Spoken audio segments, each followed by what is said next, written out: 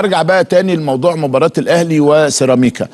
وانا كنت من الامانه المهنيه بما يكفي ان انا لما الكلام اتقال وكلام الكابتن ايمن رمادي و كلمت الكابتن ايمن رمادي وقلت له يا كابتن ايمن عشان اخد وجهه نظرك، كل اللي قاله لي انا قلته.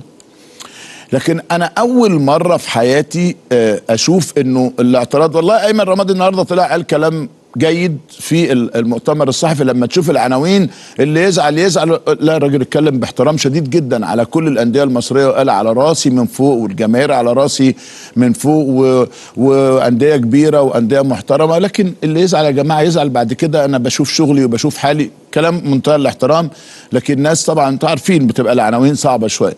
لكن اول مره في حياتي اشوف انه الخناقه اصله كان بيقول للعيب ده حضرتك وبيقول ده باسمه. يعني هو ده اللي غير نتيجه المباراه، مع انه الكابتن ايمن رمادي نفسه قال ما فيش حاجه يا جماعه اثرت على نتيجه المباراه.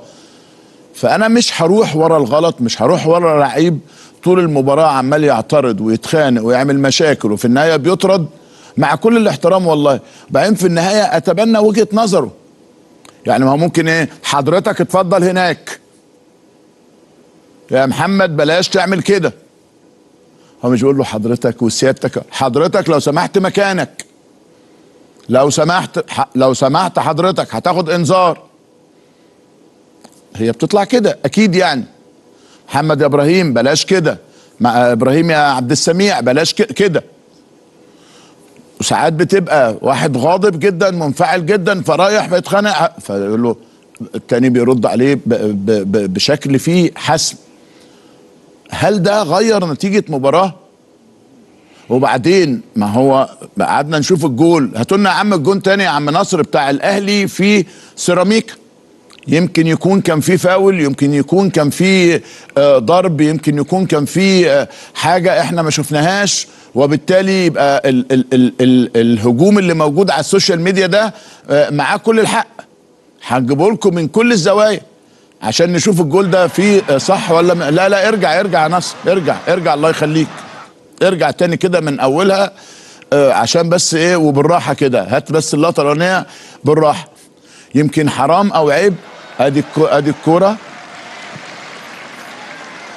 حلو قوي، حلو قوي، حلو قوي، حلو قوي. هل عيب انه امام يرقص اتنين مثلا يخش جوه ال 18؟ هل عيب انها تخبط في لعيب والقائم وزميله وتدخل جول؟ ما هو بس حد يقول لنا فيه ايه عشان نبقى عارفين ايه سر الاعتراض. طبعا في عناوين بتتكتب في السوشيال ميديا مش هجري وراها لان ما تاكدتش من يعني التصريح انه لا الوقت الضايع كان كذا وبقى كذا. دي عناوين انا ما شفتهاش يعني عشان ما ابقاش كداب يعني. فانا مش عارف، يعني الامر عجيب جدا وغريب جدا. فخلاص يا جماعه ماتش خلص، فرقه كسبت مبروك، فرقه خسرت هاردلك، خلاص الموضوع انتهى، موضوع خلص. لا شبهه تسلل، لا شبهه فاول، لا شبهه ضرب، لا مفيش اي حاجه خالص على الاطلاق. ففي ايه يا جماعه؟ امر عجيب جدا. كان لازم امام يقع مثلا عشان ما تخبطش وتيجي جون؟ نلغي ان الكره لما تخبط في القائم وتخبط في رجل الزميل تبقى هدف؟ ما هو كتير قوي يا جماعه اللي بيحصل ده، والله كتير جدا، كتير جدا جدا. احنا بالفعل بنحب ان احنا يعني نبوظ اي حاجه ممكن تبقى شكلها هتبقى كويسه. السلام عليكم ورحمة الله وبركاته. لو حد اتظلم في ماتش الأهلي مع سيراميكا كان الأهلي هو المظلوم بسبب التدخلات العنيفة اللي اتكلمنا عليها في الفيديوهات السابقة من لاعيبة نادي سيراميكا كليوباترا ضد لاعيبة النادي الأهلي طوال المباراة وخاصة في الشوط الأول. تدخلات عنيفة بكل قوة، والحكم كان من بينها، كان بيحسب فاولات لكن مكانش بيدي انذارات لحد. ما افتكرش الانذار إلا في نص الشوط التاني تقريبا. 4-5 كور تستحق انذارات في الشوط الأول.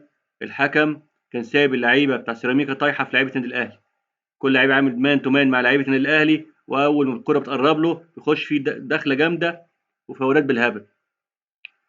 لو حد اتظلم في الماتش ده كان هو النادي الأهلي، وريتم المباراة اللي اتضر منه النادي الأهلي، لأن كانت اللعيبة طول الوقت فاول تيت فاول تيت فاول، الكرة تقف.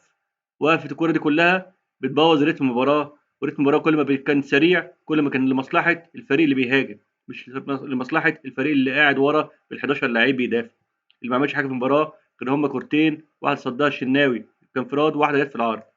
غير كده هما ما عملوش حاجه، كانوا بيدافعوا الاربعه ال 11 ورا بيدافعوا، لو طالوا الجهاز الفني ينزل يدافع معاهم كمان. نتمنى ان كل مدرب محترم، واحنا شايفين الرمادي اصلا محترم، ده اللي اعرفه عنه ان هو مدرب محترم، هو جديد وافد جديد على الدوري المصري بقاله 3 4 سنين، كان بيدرب قبل كده في الخليج، لما ماسك اسوان عمل نتائج كويسه وسمع في الدوري المصري، فبدا يستقر داخل مصر، بدا يدرب جوه مصر. فبنقول له يا كابتن رمادي انت راجل محترم، انت عملت دوشه من غير داعي ولا ليها اي لازمه، خسرت ماتش قدام النادي الاهلي، ده امر طبيعي للفارق المستوى اللي بينك وبين النادي الاهلي، وما تطلعش طلع ان العيب كان اصلا من الحكم. الحكم لو ضر حد كان النادي الاهلي هو المضرور اكتر منكم. كنت اهلاوي اصيل، كنت من عشاق الرياضه المصريه، ادينا لكم اشتراك، والسلام عليكم ورحمه الله وبركاته.